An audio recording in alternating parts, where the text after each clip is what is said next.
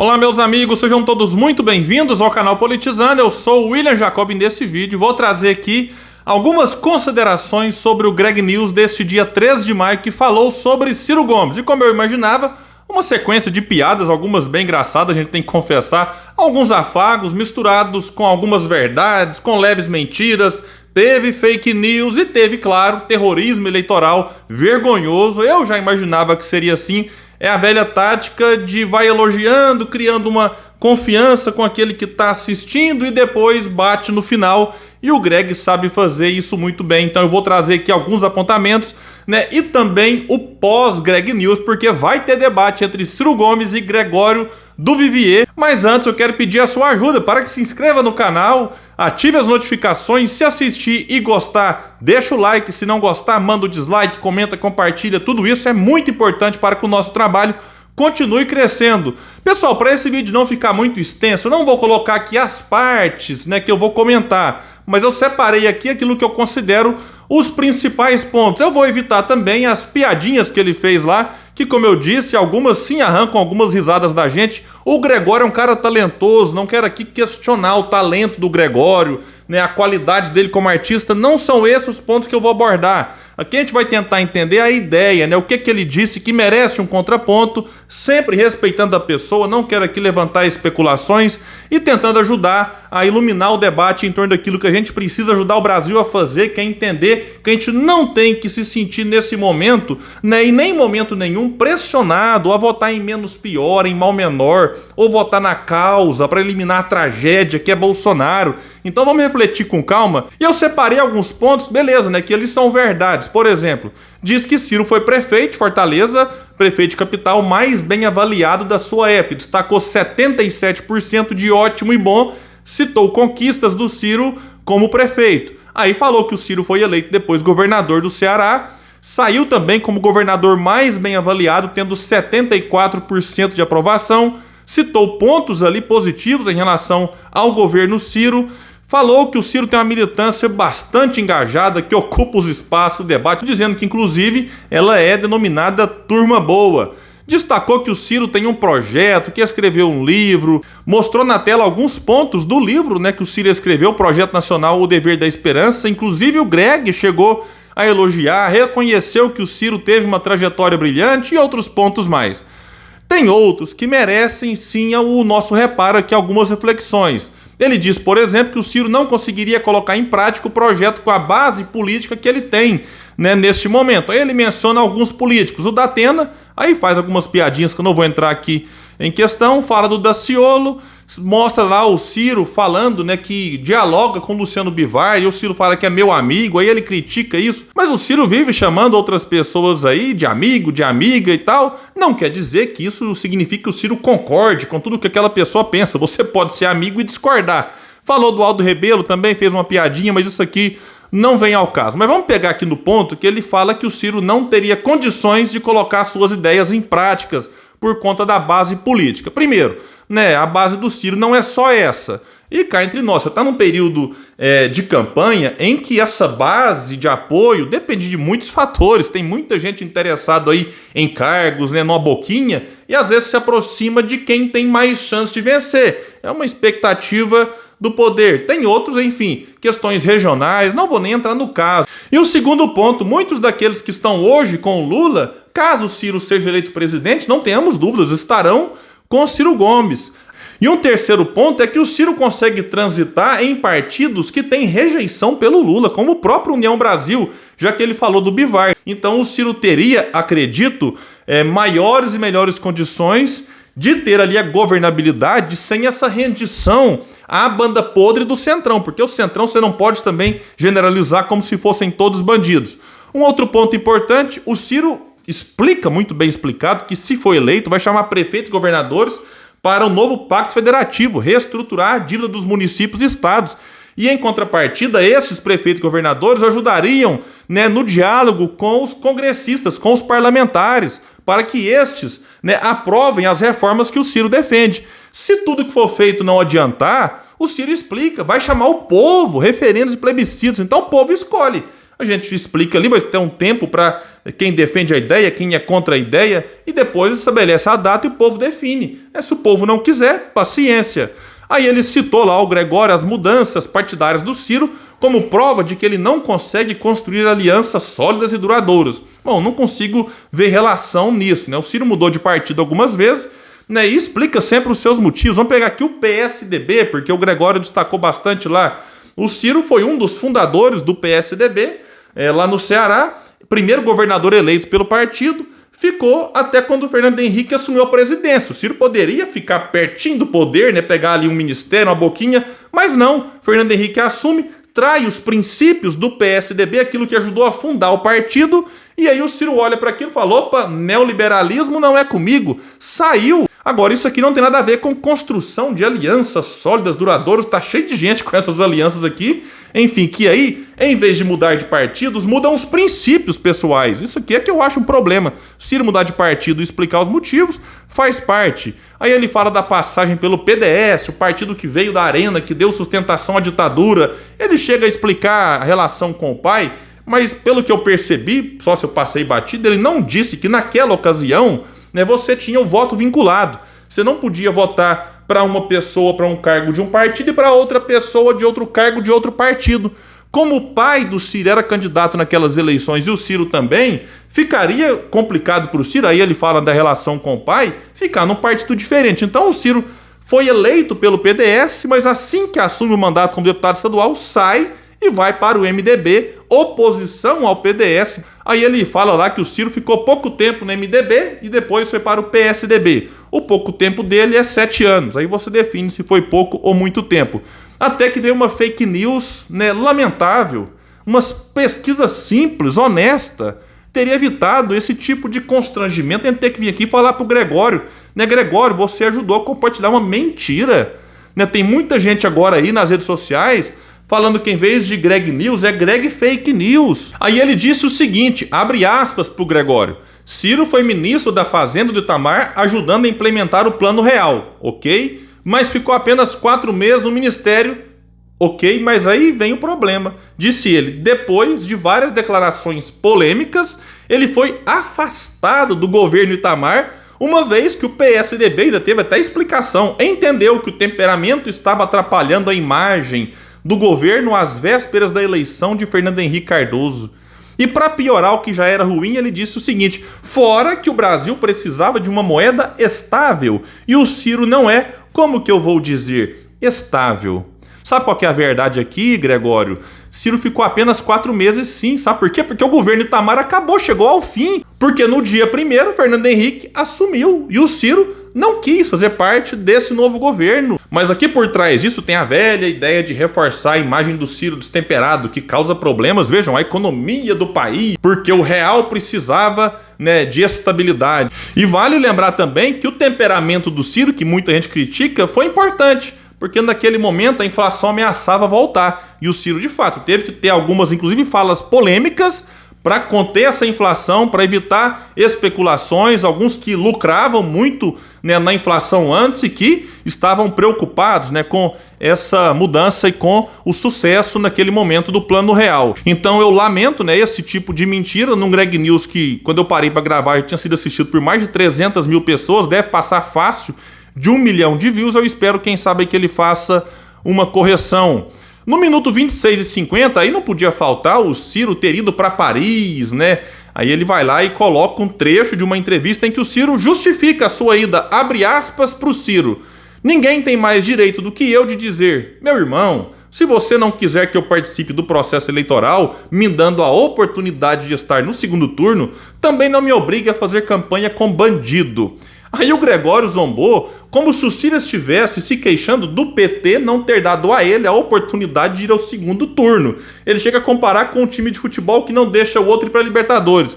Ô Gregório, quando o Ciro fala, meu irmão, se você não quiser que eu participe do processo eleitoral me dando oportunidade, ele não está falando do PT nem do Lula, é do eleitor. Se o eleitor não quis que o Ciro fosse para o segundo turno, não dá para obrigá-lo a fazer campanha com bandido. Então aqui foi uma falha lá dele de interpretação. E aí ele vai explicar que ele acha que o Ciro no Brasil não mudaria o rumo das eleições. Concordo com o Gregório. Mas, disse o Gregório, que ele teria, abre aspas, com certeza conservado uma parte maior do seu próprio eleitorado, inclusive eu e talvez outras pessoas que estejam aqui.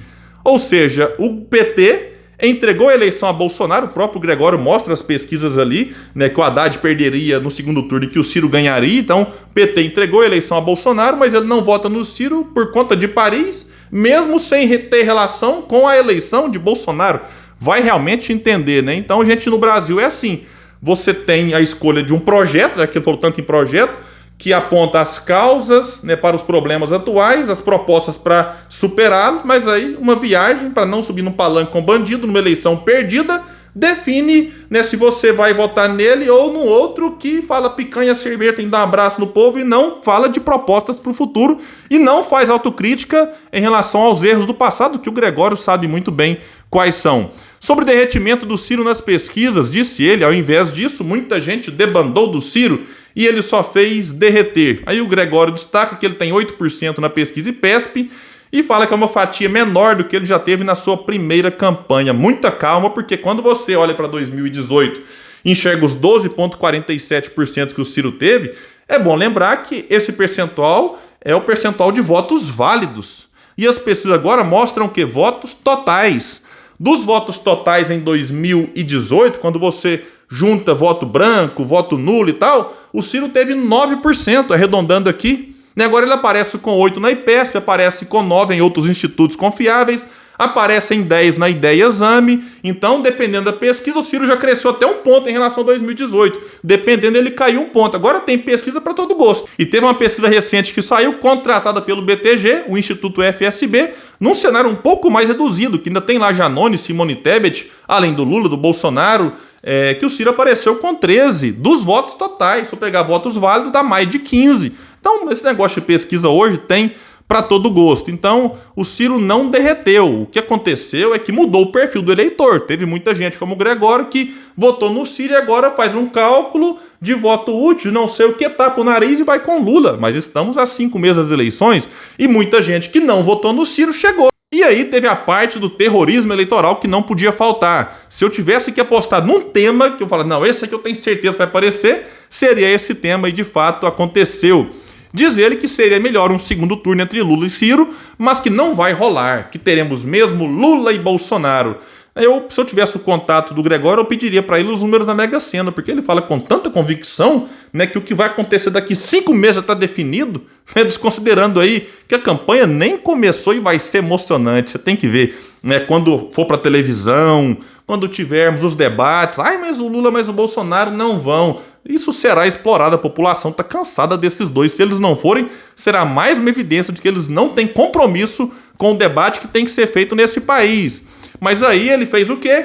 Foi trabalhar a ideia de voto útil, usando argumentos para pressionar eleitores do Ciro a ajudarem Lula a salvar a democracia do golpe que Bolsonaro pode dar. E aí depois ele vem e fala que depois do Lula eleito a gente poderia cobrar para que o Lula coloque em prática as ideias do projeto do Ciro. O próprio Gregório chega a dizer que o Lula teve mais de 12 anos para fazer isso e não fez. Mas aí ele acha que agora, com o Lula falando que vai manter o Banco Central colocado por Bolsonaro, não. Aí os ciristas vão conseguir convencer o Lula. Isso aqui deve ser mais uma das piadas dele lá.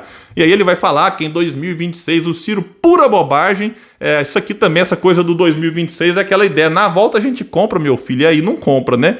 Mas não vai rolar. A militância do Ciro, né, além de não concordar com essa ideia, foi revoltada com o vídeo e cá entre nós. Com razão. Porque você pode até argumentar, mas quando inclui fake news e algumas distorções, é realmente lamentável. Primeiro ponto sobre essa narrativa aqui que, na semana inteira passada, muita gente falando essa coisa de voto útil. Primeiro, não existe condição, né, de Bolsonaro sustentar um golpe no Brasil. Ele pode até tentar causar um tumulto aqui, falar bobagem, como ele fala desde que assumiu, mas não consolida esse golpe. Não sou eu que estou dizendo isso.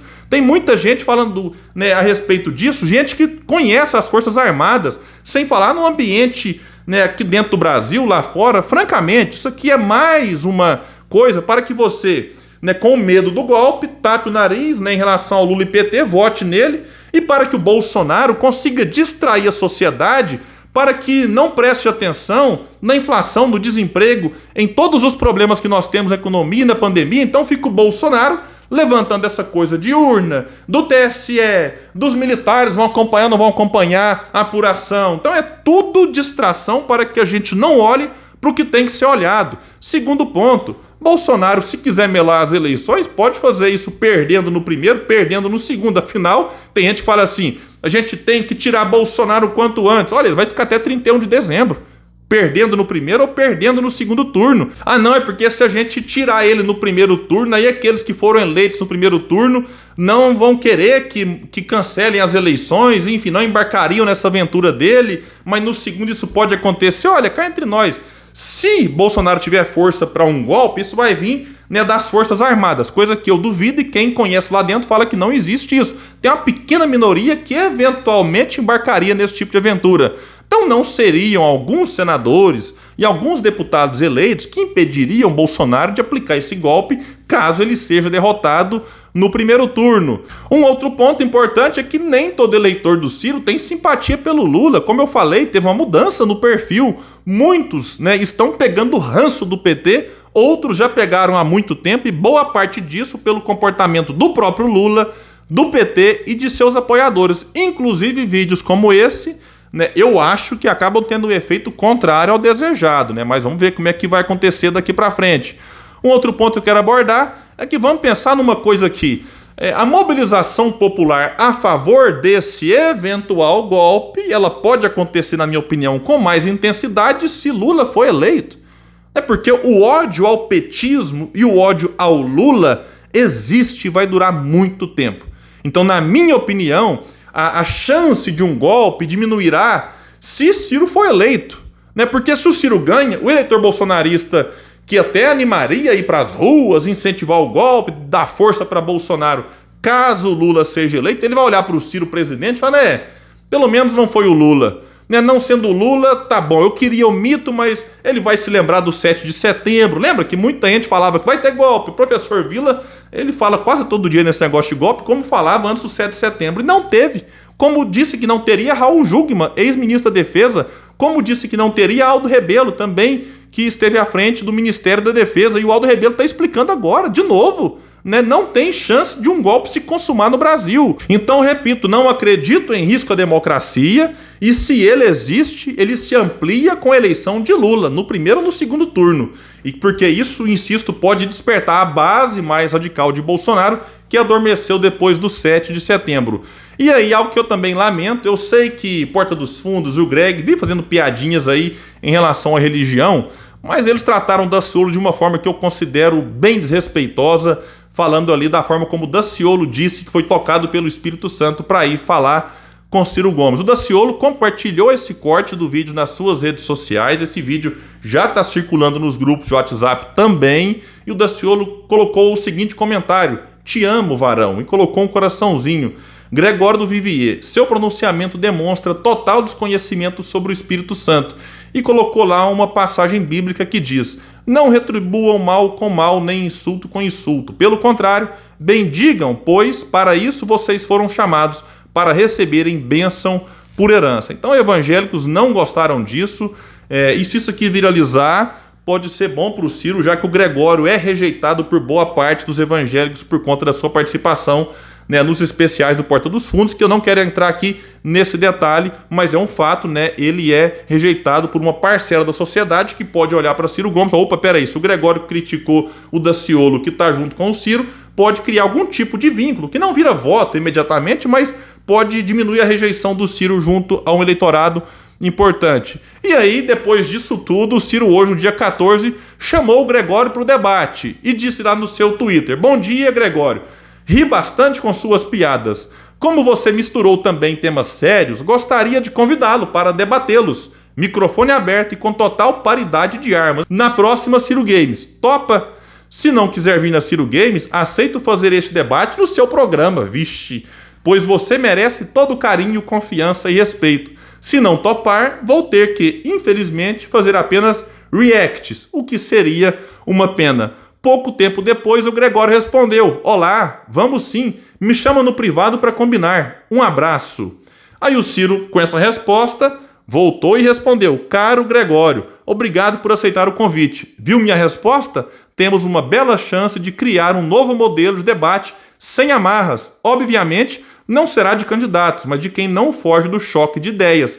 Conto com você para darmos o exemplo. Então, parabenizo aqui o Gregório, né? Achei bacana quando ele aceitou o convite, né? Eu acho que é disso que nós precisamos. Eu acho que vai ser um debate de alto nível. Inclusive, o Gregório disse no minuto 13 que não pretende votar no Ciro neste ano. Então, pretende quer dizer que existe um espaço, talvez, para uma mudança. Eu acho que se o Ciro começar a crescer mais nas pesquisas e chegar ali perto da campanha, acima dos 15 pontos, que é o que muita gente acredita que vai acontecer, até porque é bom lembrar, João Santana, marqueteiro do Ciro, disputou 9 eleições presidenciais e ele venceu 8. Então, eu acredito que tem muita surpresa, né, para quando a sociedade de fato estiver atenta aí nas eleições e o Ciro chegar em terceiro, ali quando de fato o povo estiver observando os candidatos, vai ser super importante.